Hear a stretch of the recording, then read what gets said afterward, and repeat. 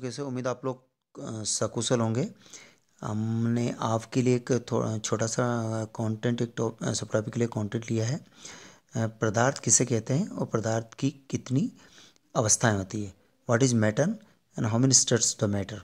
आपने दैनिक जीवन में देखा कि पदार्थ जैसे हमने देखा कि ठोस में जैसे मान लो पत्थर लिया या लकड़ी टुकड़ा लिया, तो वहाँ पर जब हम रखते तो आपने देखा कुछ स्थान घेरता है।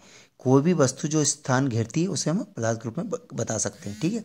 अब इसके अंदर दूसरी बात हमने देख रही कि जो अवस्थाएं होती है, जैसे ठोस ठोस के अंदर आपने देखा कि इसका आकार निश्चित होता है। क्यों निश्चित होता है?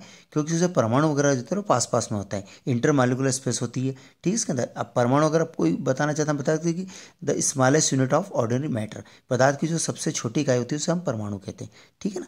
तो इसके अंदर ठोस के अंदर परमाणु जो वस्तु के अंदर पास पास में होता है, और उसके बाद अगर हम देखते हैं द्रव, तो द्रव में थोड़े दूर दूर रहते हैं। इसी कारण इसका जो आकार होता है वो निश्चित नहीं होता है। अगर मान लो पानी लिया, तो पानी अगर हमने गिलास में डाला तो गिलास का आकार जैसा हो जाएगा। और आपने प्रयोगशाला में देखा बीकर वगैरह आते हैं, जिसके कांच के बीकर आते हैं, अगर उसमें अगर पानी डालेंगे तो उसका आकार बीकर जैसा हो जाएगा।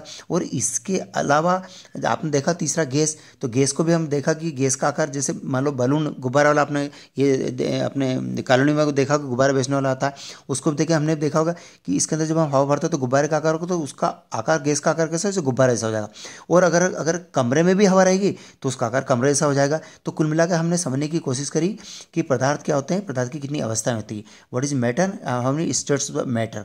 ठीक है। तो ये बच्चे अगर समझेंगे तो ये बच्चों के अंदर सबसे बड़ी बात है कि बच्चों के अंदर वैज्ञानिक जो साइंटिफिक एटीट्यूड है, वैज्ञानिक दृष्टिकोण इसके अंदर हमारे बच्चों के अंदर विकसित होगा। और जो हमारी न्यू एजुकेशन पॉलिसी, उसका भी फोकस ये है कि जो हमारे नौनिहाल है उनको थोड़ा सा दैनिक जीवन से जुड़ी हुई जो एनसीएफ भी कहता है, दैनिक जो जुड़ी जो जितने भी चेंजेस होते हैं उनके बारे में अगर अवगत कराएंगे बहुत अच्छा रहेगा।